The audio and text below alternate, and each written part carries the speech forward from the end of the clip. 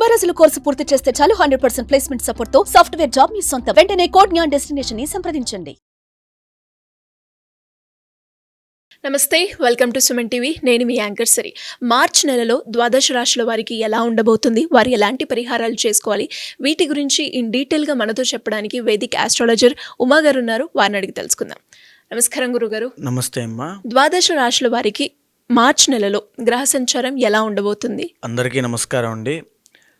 ఈ మార్చి నెల అంటే ఈ మాసంలో చాలా మార్పులు జరగబోతున్నాయి. ఎందుకు అంటే ఈ నెల ఆఖరిలో, ఈ మాసం చివరిలో శని యొక్క ట్రాన్సిట్ జరగడం వల్ల కొంతమందికి ఏలినాటి శని లేదా శని దోషములు పోతున్నాయి, కొంతమందికి శని దోషాలు పట్టబోతున్నాయి ఈ మాసం చివరిలో.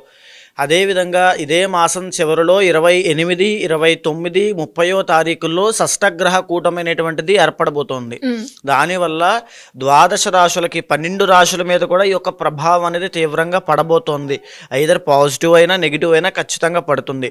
దాని గురించి డిస్కస్ చేసుకోవాలి అండ్ దాని గురించి తగిన జాగ్రత్తలు కూడా చెప్పాలి. అదేవిధంగా ఈ మాసంలో రవి యొక్క ట్రాన్సిట్ కూడా మార్చి 15వ తారీఖు తర్వాత జరగబోతోంది. మార్చి 15వ తారీఖు వరకు కుంభంలో సంచరిస్తున్నటువంటి రవిగ్రహ సంచారము 15 తర్వాత మీనంలోకి ఎంటర్ అవ్వబోతున్నారు. కాబట్టి దానివల్ల కూడా కొంత మార్పులు అనేవి ఉద్యోగరీత్యా, పదవి యోగాల రీత్యా ప్రతి రాశికి కొన్ని మార్పులు జరగబోతున్నాయి. అయితే ఈ మాసము గ్రహ సంచారము చూస్తే వృషభంలో గురుగ్రహ బృహస్పతి సంచారము, మిథునంలో కుజగ్రహ సంచారము, కన్యలో కేతుగ్రహ సంచారము, కుంభంలో రవి శనుల యొక్క కంజంక్షను. రవి మార్చి 15 వరకు మాత్రమే కంజంక్షన్లో ఉంటారు, ఆ తర్వాత మీనంలోకి వెళ్ళిపోతారు. మీనంలో చంద్ర, శుక్ర, రాహు, బుధుల యొక్క సంచారం నడుస్తోంది. మకర రాశి వారికి మార్చి నెలలో విద్యాపరంగా, ఉద్యోగపరంగా, సంతానపరంగా, వివాహపరంగా ఎలా ఉండబోతుంది? వారు ఎలాంటి పరిహారాలు చేసుకోవాలి గురుగారు? మకర రాశి వాళ్ళకి ఈ మాసంలో, మార్చి మాసంలో అండి, ఫాల్గుణ మాసంలో 5 గ్రహాలు అద్భుతంగా యోగిస్తున్నాయి, 4 గ్రహాలు యోగిస్తున్నాయి. మార్చి 15 తర్వాత రవి కలిపి మొత్తము 5 గ్రహాలు యోగించేటట్టుగా అద్భుతమైన ఫలితాలు వీళ్ళకి మకర రాశి వాళ్ళకి ఉంటాయి. ముఖ్యంగా వీళ్ళు చూసుకుంటే కనుక 2వ స్థానంలో రవిగ్రహ సంచారము ధన నష్టాన్ని కలగజేసేటువంటి ఫలితాలు ఇవ్వబోతోంది. ఆర్థిక విషయాల్లో చాలా జాగ్రత్తగా అడుగులు వేయండి. ఏదైనా కొత్త బిజినెస్లు కానీ, వ్యాపారములు కానీ, ఉమ్మడి వ్యాపారములు కానీ ఏవైనా ప్రారంభించాలనుకుంటే ఇప్పుడు చేయొద్దు.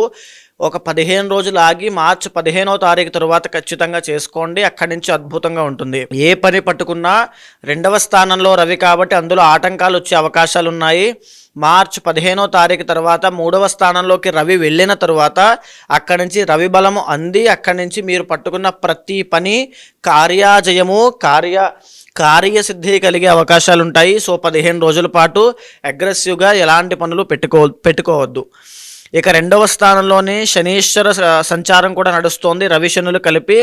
ఈ యొక్క శని సంచారం వల్ల కలహప్రీతి, అనుకోకుండా ఏదైనా తగాదాల్లో ఇరుక్కోవడం, వాగ్వివాదం జరగడము, ఆకస్మికంగా వీళ్ళకి ప్రమేయం లేకుండా చిన్నది కూడా పెద్దదవ్వడం లాంటివి జరిగే అవకాశాలు ఉంటాయి. ఈ మాసంలో జాగ్రత్తగా ఉండాల్సిన అవసరం చాలా ఉంది. దీంతో పాటుగా 3వ స్థానంలో బుధగ్రహ సంచారము వీళ్ళకి బంధు విరోధాన్ని, ద్రవ్య నష్టాన్ని కలగజేస్తున్నాయి. అంటే బంధువులు ఎవరైతే చుట్టాలు ఉంటారో వాళ్ళతో కూడా ఏదైనా ఒక ఇబ్బంది, కలహము అనేటువంటి గొడవ జరగడం కానీ, వాళ్ళ యొక్క అభిప్రాయాలు వీళ్ళ మీద నెగిటివ్, ఒక వ్యతిరేక ఫలితాలు ఇస్తున్నాయనే భావనతో వీళ్ళు వాగ్వివాదం జరగడం కానీ జరిగే అవకాశాలు ఉంటాయి. దీంతో పాటుగా వీళ్ళకి సంబంధించిన ఏదైనా ఒక వస్తువు కోల్పోవడము, ఆ ద్రవ్యం అనేటువంటిది నష్టపోవడం లాంటివి జరిగే అవకాశాలు కనబడుతున్నాయి.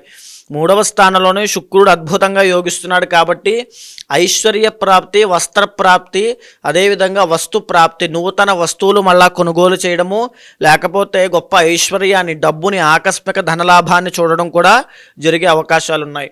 3వ స్థానంలోనే శుక్రరాహులు యోగిస్తున్నారు. దీనివల్ల ప్రేమ వ్యవహారాల్లో లేదా ఎవరైనా లవ్ మ్యారేజ్ చేసుకోవాలి అనుకుంటున్న వాళ్ళందరికీ కూడా శుభవార్త అని చెప్పచ్చు. దగ్గరలో మీకు శుభగడియలు రాబోతున్నాయి. ఖచ్చితంగా వివాహం జరిగే సూచనలు కనబడుతున్నాయి.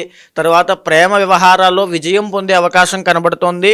గొప్ప సుఖాన్ని, విహారయాత్రలకు వెళ్ళి సరదాగా బంధుమిత్రులతో కలిసి ఆనందమైనటువంటి జీవితాన్ని గడిపే అవకాశం కూడా ఈ మార్చి మాసంలో కనబడుతోంది. పంచమ స్థానంలో గురుడు అద్భుతంగా యోగిస్తున్నాడు, శుభాన్ని కలగజేస్తున్నాడు. దీనివల్ల తీర్థయాత్రలకు వెళ్ళడము, భగవంతుడితో ఎక్కువగా కనెక్ట్ అవ్వడము, స్పిరిచువల్ కనెక్టివిటీ చాలా బాగుండడము, భగవద్ అనుగ్రహాన్ని అనుభూతి చెందడము, తరువాత విహారయాత్రలతో పాటు తీర్థయాత్రలతో పాటు బంధుమిత్రులతో కలిసి సరదాగా గడిపేటువంటి అనుభూతి క్షణాలు చాలా బాగుంటాయి. దీంతో పాటుగా 6వ స్థానంలో కూడా కుజుడు అద్భుతంగా యోగిస్తున్నాడు. దీనివల్ల ఏదైనా ఆరోగ్య సమస్యలు ఉన్నట్లయితే వాటి నుంచి తొందరగా ఉపశమనం పొంది ఈ మాసంలో ఒక గొప్ప ఆరోగ్యంతో మెలుగుతారని చెప్పచ్చు. అదేవిధంగా దీర్ఘకాలిక ఆరోగ్య సమస్యలు ఉన్న వాళ్ళకి, వృద్ధులకి కూడా కాస్త ఉపశమనం పొందే కాలం ఇది అని చెప్పచ్చు. అయితే జాగ్రత్తగా ఉండాల్సింది, భాగ్యంలో కేతుగ్రహ సంచారం వల్ల ఆర్థిక విషయాల్లో వివాదాలకు వెళ్ళొద్దు. ఆ వివాదాలకు వెళ్లకుండా ఫైనాన్షియల్ మేనేజ్మెంట్ అనేది చాలా జాగ్రత్తగా చూసుకోండి. నూతన వ్యాపారాలు ప్రారంభించే వాళ్ళు ఇన్వెస్ట్మెంట్ లాంటివి అస్సలు పెట్టద్దు. ఆ విషయంలో చాలా జాగ్రత్త చూసుకోండి. అయితే ఇక ఈ యొక్క మకర రాశి వాళ్ళకి రాబోయేటువంటి రోజుల్లో ఈ మాసం చివరిలో షష్టగ్రహ కూటమి పట్టడం వల్ల, ఆ షష్టగ్రహ కూటమి వీళ్ళకి 3వ స్థానము మకర కుంభ మీనము 3వ స్థానంలో పట్టడం వల్ల వీళ్ళకి అద్భుతమైన రాజయోగం అని మార్చి 30 తర్వాత నుంచి పట్టొచ్చు. ఆల్రెడీ వీళ్ళు ఏలినాటి శని అనేటువంటి దోషంతో జరిగిన 7.5 సంవత్సరాలుగా బాధపడుతూ ఉన్నారు. అది మార్చి 30తో వెళ్ళిపోబోతోంది. వెళ్తూ షష్టగ్రహ కూటమి 3వ స్థానంలో పట్టడము అద్భుతమైన రాజయోగము. చేతి వృత్తి వ్యాపారం చేసుకునే వాళ్ళు, సినిమా రంగంలో ఉన్నవాళ్ళు, తరువాత చెప్పాలంటే ఈ యొక్క రాజకీయంలో ఉన్నవాళ్ళు, కళారంగంలో పనిచేసేవాళ్ళు, మీ స్కిల్ మీద ఆధారపడే వాళ్ళు, క్రియేటివ్గా ఆలోచించే వాళ్ళు, తర్వాత బిజినెస్లో ఉన్న వాళ్ళందరికీ కూడా రాబోయే రోజుల్లో రాజయోగం పట్టబోతోంది. ఇంటర్నల్ జాతకంలో మీకు కనుక యోగము లేకపోతే, ఏవైనా ఇబ్బంది పెట్టేటువంటి దోషాలు ఉన్నట్లయితే ఈ రాజయోగాన్ని పరిపూర్ణంగా మీరు అనుభవించలేకపోవచ్చు. కాబట్టి ఇంటర్నల్ జాతకం చూసుకుని తగినటువంటి శాంతి పరిహారములు ఆచరించి మీకు తగినటువంటి ప్రయత్న బలాన్ని కూడా పెంచండి. ఎఫర్ట్స్ పెంచినట్లయితే ఆ రాజయోగాన్ని పరిపూర్ణంగా అనుభవిస్తారు. ఎలాంటి పరిహారాలు చేసుకోవాలి గురుగారు? మకర రాశి వాళ్ళకి ప్రస్తుతం ఎలాంటి పరిహారములు ప్రత్యేకించి అవసరం లేదు. ఇప్పుడు ఇంటర్నల్ జాతకం చూసుకోండి, ఏవైనా దోషాలు ఉంటే దానికి తగినట్టుగా మీరు చేసుకోండి. జాతకరీత్యా ఎవరికైనా ఎలాంటి సమస్యలు ఎదుర్కొన్నప్పటికీ దానికి తగ్గట్టుగా పరిష్కారాలు చేసుకోవాలి అంటే ఏ విధంగా మిమ్మల్ని అప్రోచ్ అయ్యే ఛాన్స్ ఉందంటారు గురుగారు? తప్పకుండా అమ్మా. ఏదైతే మనం మాస ఫలితములు, వార ఫలితములు, తర్వాత సంవత్సర ఫలితములను మాట్లాడుకుంటున్నామో అది గోచార ఫలితంగా మన మీద 30 నుంచి 45% మాత్రమే ప్రభావితం చూపిస్తుంది. మిగతా % అంతా కూడా ఇంటర్నల్ జాతకం మీద ఆధారపడి ఉంటుంది. కాబట్టి కంగారు పడాల్సిన పని లేదు. కొన్ని రాశుల వారికి యోగాలు బాగాలేని డిసప్పాయింట్ అవ్వాల్సిన పని లేదు. కొన్ని రాశుల వాళ్ళకి రాజయోగం ఉంది కదా అని చెప్పి ఏ పని చేయకుండా ఖాళీగా కూర్చోవాల్సిన అవసరమూ లేదు. ఇంటర్నల్ జాతకం మీద వాళ్ళ యొక్క నిత్య యోగాలు, ఆ యొక్క దోషాల మీద కూడా ఆధారపడి ఉంటుంది. సో ఎవరైనా సంప్రదించాలనుకుంటే కింద కనిపించేటువంటి నెంబర్కి కాంటాక్ట్ చేయండి. తప్పకుండా మా వాళ్ళు మీకు పూర్తి వివరాలు ఇస్తారు. దాన్ని బట్టి తప్పకుండా ఇంటర్నల్ జాతకం చూసి దాన్ని గోచారంతో సమన్వయం చేసి ఏ సమస్యతో మీరు బాధపడుతున్నారో అది తెలుసుకున్న తర్వాత దానికి సరైనటువంటి పరిష్కారము, ఏదైతే పరిహారం పూజలు ఉంటాయో అవి చేయించి తప్పకుండా మీకు ఆ రిజల్ట్ వచ్చేలా చేస్తాను. ధన్యవాదాలు గురుగారు. నమస్తే అమ్మా. సుమన్ టీవీలో మీ పర్సనల్ అండ్ బిజినెస్ ప్రమోషన్స్ కోసం కింది నెంబర్కి కాంటాక్ట్ చేయండి.